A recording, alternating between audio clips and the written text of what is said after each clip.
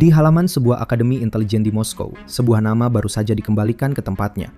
Nama itu milik pendiri polisi rahasia pertama negara tersebut, lembaga yang lahir beberapa pekan setelah revolusi, yang tugas pertamanya bukan mengintai musuh asing, melainkan membereskan musuh di dalam negeri. Patungnya pernah berdiri di depan markas dinas rahasia, menghadap lapangan selama puluhan tahun. Masa merobohkan patung itu pada hari-hari ketika Uni Soviet retak. Rekamannya masih mudah kita cari sampai sekarang. Tali dilingkarkan ke leher, derek menarik, dan orang-orang bersorak.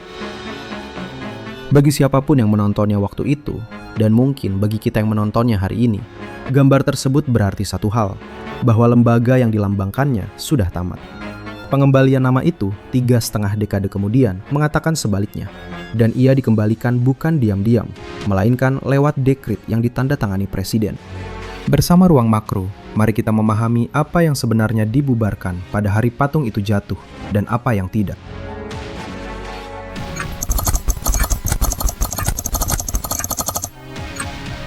Nama pendiri itu Felix Dzerzhinsky, dan lembaga yang ia dirikan bernama CK, dibentuk hanya beberapa minggu setelah kaum Bolshevik merebut kekuasaan, jauh sebelum negara barunya sempat menyusun tentara yang rapi atau pengadilan yang bekerja.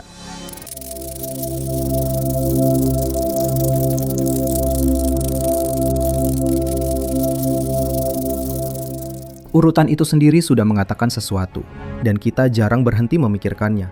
Pemerintahan baru biasanya mendahulukan hal-hal yang menopang hidup warganya. Yang ini mendahulukan alat untuk mengawasi mereka.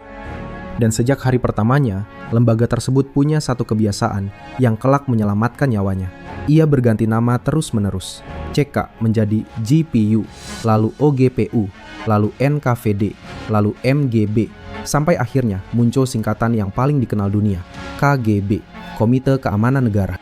Setiap kali papan namanya diganti, isinya berpindah utuh. Jadi ketika dunia menyaksikan pembubarannya pada hari-hari Uni Soviet retak, sebenarnya yang disaksikan bukanlah peristiwa yang asing bagi lembaga itu. Ia sudah melakukannya berkali-kali. Yang membuat kali itu berbeda hanyalah penontonnya. Untuk memahami apa yang sebenarnya terjadi, kita perlu melihat bukan pada peristiwanya, melainkan pada siapa yang mengerjakan pembongkarannya. Musim panas itu, sekelompok garis keras Partai Komunis mencoba menggulingkan Mikhail Gorbachev. Di antara mereka ada ketua KGB sendiri, Vladimir Kryuchkov. Kudeta itu gagal dalam 3 hari, dan kegagalannya menyeret lembaga yang ikut merancangnya. KGB dinyatakan dibubarkan. Namun disinilah gambar yang kita punya tentang peristiwa itu mulai tidak cocok satu sama lain. Dan cara termudah melihatnya adalah dengan meletakkan 2 lembaga bersebelahan. Di Jerman Timur, ketika stasi runtuh, warga menyerbu markasnya di Berlin. Mereka menduduki gedungnya, menghentikan penghancuran dokumen, dan mengamankan lemari arsip. Sebuah undang-undang kemudian memberi hak kepada setiap warga untuk membaca berkas yang pernah dikumpulkan negara tentang dirinya. Jutaan orang menggunakan hak itu. Markas stasi hari ini adalah museum. Di Moskow tidak ada yang menyerbu Lubyanka. Arsipnya tidak dibuka untuk umum. Tidak ada undang-undang yang memberi warga Rusia hak membaca berkas tentang dirinya sendiri. Dan orang yang ditunjuk untuk membongkar KGB, Vadim Bakatin, hanya menjabat beberapa bulan sebelum disingkirkan. Bakatin diminta mengurai sebuah organisasi berpegawai ratusan ribu, dengan pasukan perbatasan sendiri, jaringan di puluhan negara, dan arsip yang menyimpan catatan beberapa dekade. Waktu yang ia punya lebih pendek daripada masa percobaan seorang pegawai baru.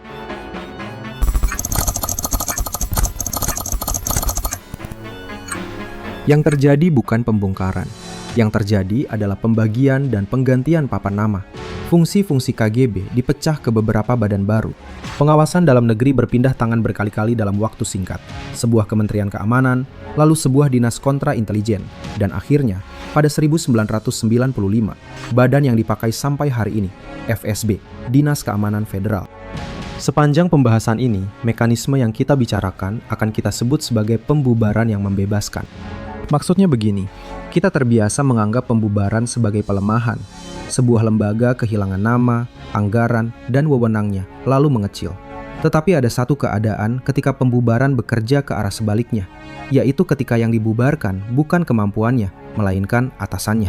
Sepanjang era Soviet, KGB tunduk pada Partai Komunis. Politbiro memutuskan, KGB menjalankan. Betapapun besar kekuasaannya, ia tetap alat sebuah lembaga politik yang berdiri di atasnya.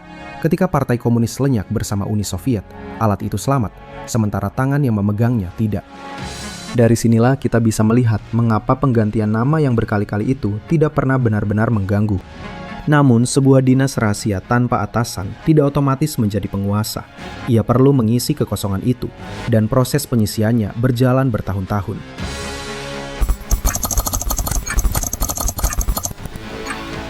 Vladimir Putin bertugas untuk KGB di Dresden, Jerman Timur, pada tahun-tahun terakhir sebelum tembok itu runtuh. Ia menyaksikan dari dekat bagaimana sebuah aparat keamanan yang tampak kokoh bisa lumpuh dalam hitungan hari, begitu kekuasaan politik di belakangnya hilang. Ia kemudian memimpin FSB, lalu menjadi Perdana Menteri, lalu Presiden. Yang berubah di bawah pemerintahannya bukan kemampuan dinas rahasia. Kemampuan itu sudah ada sejak dulu. Yang berubah adalah kedudukannya. Dari alat negara, ia bergeser menjadi salah satu penyusun negara itu sendiri.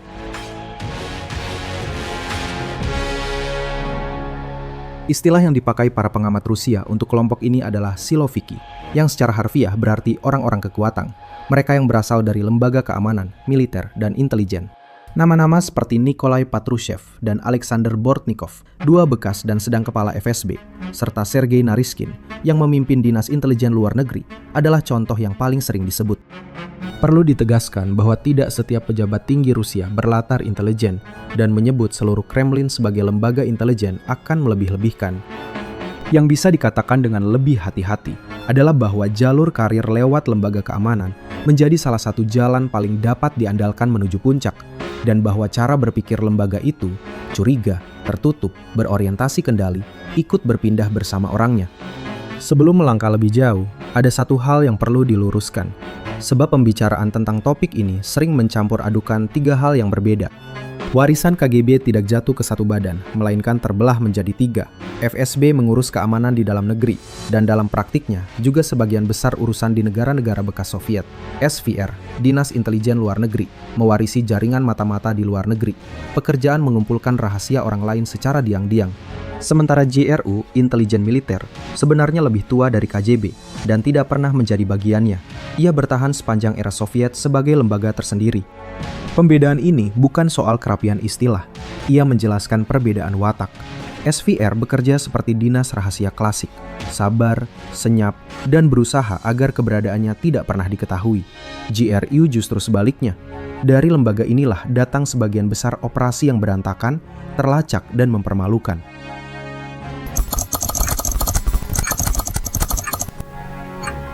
Lalu bagaimana cara kerjanya berubah? Disinilah kita perlu melihat metodenya. Reputasi lama dinas rahasia Soviet dibangun di atas apa yang dalam bahasa mereka disebut mokroye delo, secara harfiah pekerjaan basah. Pembunuhan terhadap lawan rezim di luar negeri punya sejarah panjang. Leon Trotsky dibunuh di Meksiko pada 1940 oleh agen yang dikirim NKVD, pendahulu KGB. Georgi Markov, pembangkang Bulgaria, meninggal di London pada 1978 setelah disuntik butiran risin lewat ujung payung dalam operasi dinas rahasia Bulgaria yang menurut berbagai penyelidikan mendapat dukungan teknis Soviet. Pola itu tidak berhenti bersama Uni Soviet. Alexander Litvinenko, bekas perwira dinas keamanan Rusia yang membelot, meninggal di London pada 2006 setelah meminum teh yang mengandung polonium-210. Sebuah penyelidikan publik Inggris kemudian menyimpulkan pembunuhan itu kemungkinan besar disetujui di tingkat tertinggi Rusia. Sergei Skripal, bekas perwira intelijen militer yang bekerja untuk Inggris, nyaris meninggal di Salisbury pada 2018 setelah gagang pintu rumahnya diolesi Novichok, zat saraf kelas militer. Ia dan putrinya selamat. Seorang warga setempat yang menemukan botol berisi sisa zat itu tidak. Yang menarik bukan kelanjutan metodenya, melainkan perubahan tujuannya. Pembunuhan era Soviet umumnya dirancang agar tidak terlacak. Pembunuhan era sekarang justru sering meninggalkan jejak yang mencolok. Zat yang hanya bisa dibuat negara, wajah pelaku yang terekam kamera pengawas bandara, paspor yang nomornya berurutan. Bagi sebagian analis, kecerobohan itu bukan kegagalan, melainkan bagian dari pesannya. Sebuah pembunuhan yang tidak terlacak hanya menghilangkan satu orang. Sebuah pembunuhan yang hampir terlacak tetapi tidak pernah bisa dihukum, memberitahu semua orang yang menonton bahwa hukum tidak menjangkau si pelaku.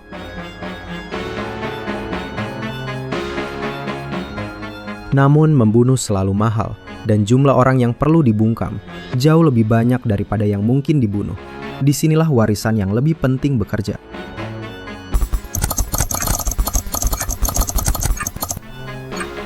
Dinas Rahasia Soviet menyempurnakan sebuah praktik yang mereka sebut kompromat, yaitu pengumpulan bahan yang memalukan atau memberatkan tentang seseorang, nyata maupun direkayasa, bukan untuk dipublikasikan, melainkan untuk disimpan. Tujuannya bukan menghancurkan si target, melainkan membuatnya tahu bahwa berkas itu ada. Orang yang tahu berkasnya ada akan mengatur sendiri perilakunya tanpa perlu diperintah. Di era jaringan, praktik itu menemukan bentuk yang jauh lebih murah. Berkas tidak perlu dikumpulkan bertahun-tahun oleh petugas yang membuntuti. Ia bisa diambil sekaligus dari kotak surat elektronik. Dan ia tidak perlu disimpan untuk menekan satu orang. Ia bisa dilepas pada saat yang paling merusak bagi sebuah proses politik. Peretasan dan pembocoran dokumen kampanye pemilu di Amerika Serikat pada 2016 dan pembocoran serupa terhadap tim Emmanuel Macron 2 hari menjelang pemungutan suara Prancis pada 2017 memiliki bentuk yang sama. Yang juga sama adalah pabrik akun palsu yang beroperasi dari Saint Petersburg yang didokumentasikan penyelidikan Robert Mueller dan dibiayai oleh Yevgeny Prigozhin, seorang pengusaha yang namanya akan muncul lagi nanti. Yang perlu dicatat adalah tujuannya. Operasi semacam ini jarang berhasil memenangkan satu kandidat tertentu, dan bukti bahwa ia menentukan hasil pemilu manapun sangat lemah. Tetapi memenangkan kandidat mungkin memang bukan sasarannya. Sasaran yang jauh lebih mudah dicapai adalah membuat pemilih di negara demokratis meragukan proses pemilunya sendiri. Sebuah rezim yang keabsahannya dipertanyakan tidak perlu membuat dirinya tampak lebih sah. Ia cukup membuat semua sistem lain tampak sama tidak sahnya.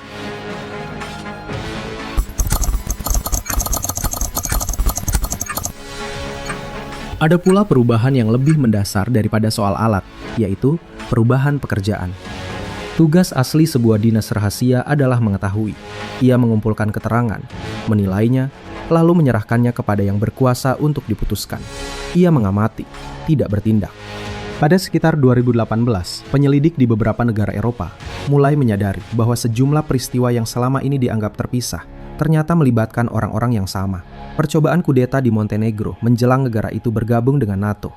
Ledakan gudang amunisi di Republik Ceko yang semula dikira kecelakaan. Peracunan seorang pedagang senjata di Bulgaria. Dan peracunan di Salisbury. Nomor paspor pelakunya berdekatan. Jalur perjalanannya bersilangan. Dan sebagiannya pulang ke alamat yang sama di Moskow. Kesatuan itu kemudian dikenal dengan nomornya. Unit 29.155. Dan ia berada di bawah GRU. Yang membuatnya penting bukan daftar operasinya, melainkan keberadaannya.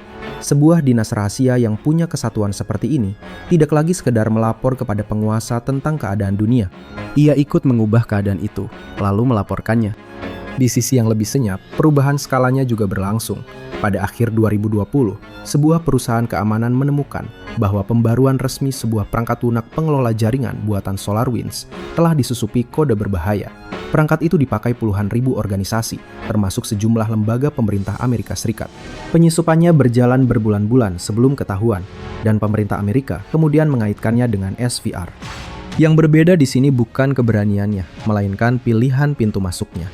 Alih-alih menembus ribuan sasaran satu persatu, penyusup memilih satu pemasok yang dipercaya semua orang, lalu membiarkan sasarannya memasang sendiri pintu belakang itu, dengan sukarela, lewat pembaruan yang justru dianjurkan demi keamanan.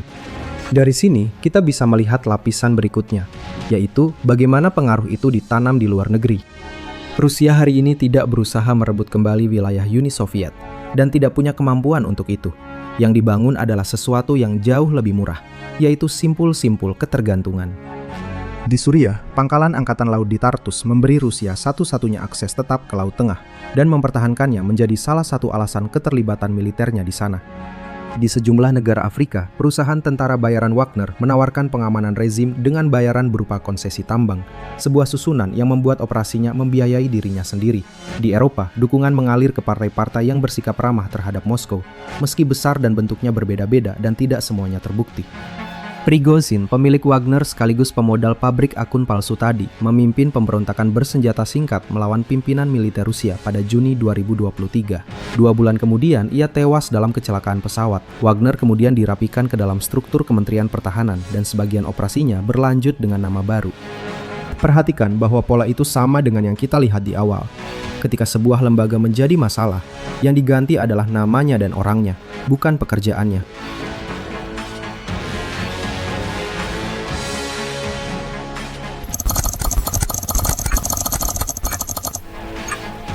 Sampai di sini akan mudah menyimpulkan bahwa Dinas Rahasia Rusia adalah mesin yang nyaris tak terkalahkan. Kesimpulan itu keliru, dan justru bagian ini yang paling sering hilang dari pembicaraan. Kegagalan intelijen Rusia menjelang invasi ke Ukraina pada 2022, termasuk yang terbesar dalam sejarah modern negara itu. Perkiraan yang disampaikan ke pucuk pimpinan bahwa perlawanan akan lemah, bahwa pemerintahan di Kiev akan runtuh cepat, bahwa sebagian penduduk akan menyambut, semuanya meleset. Sejumlah laporan menyebutkan pejabat FSB yang menangani Ukraina kemudian ditahan. Sebuah lembaga yang tugasnya memberitahu penguasa apa yang sebenarnya terjadi, ternyata memberitahu penguasa apa yang ingin ia dengar. Pemberontakan Wagner adalah kegagalan kedua. Aparat keamanan yang seharusnya paling tahu justru tidak mencegah sebuah kolom bersenjata bergerak ratusan kilometer ke arah ibu kota. Bagi mereka yang membela lembaga ini, ada bantahan yang serius. Dinas rahasia manapun menyimpan kegagalannya dan memamerkan keberhasilannya, sehingga penilaian dari luar selalu timpang. Setiap negara besar menjalankan operasi rahasia, dan menyoroti satu negara saja bisa membuat kita salah membaca sifat umum permainan ini. Namun kegagalan-kegagalan itu tidak membuat gambarannya lebih tenang, dan alasannya justru berlawanan dengan yang diduga. Sebuah dinas rahasia yang kuat dan percaya diri tidak perlu membuktikan apapun. Sebuah dinas rahasia yang baru saja dipermalukan justru harus. Berbagai laporan lembaga kajian keamanan Eropa mencatat lonjakan tajam sabotase, pembakaran gudang, gangguan terhadap kabel dan jalur kereta, serta percobaan pembunuhan di wilayah Eropa pada tahun-tahun setelah invasi. Bentuknya kecil-kecil dan selalu bisa disangkal, tetapi jumlahnya bertambah. Lalu apa hubungannya dengan kita yang menonton dari jarak ribuan kilometer? Indonesia bukan sasaran utama siapapun dalam persaingan ini, dan tidak ada bukti yang menunjukkan sebaliknya. Tetapi hubungan pertahanan dan energi dengan Moskow berlangsung lama, dan setiap hubungan semacam itu selalu membawa dimensi intelijennya sendiri, bukan sebagai tuduhan, melainkan sebagai kenyataan teknis yang berlaku bagi semua mitra besar, termasuk mitra barat. Yang lebih layak dipikirkan bukan siapa yang sedang menyintai siapa, melainkan bentuk permainannya. Ketika perang tidak lagi diumumkan, ketika serangan tidak lagi bisa dialamatkan, dan ketika sasaran utamanya adalah kepercayaan publik terhadap lembaganya sendiri, maka negara yang paling rentan bukanlah negara yang lemah militernya, melainkan negara yang warganya paling mudah dibuat tidak percaya pada apapun.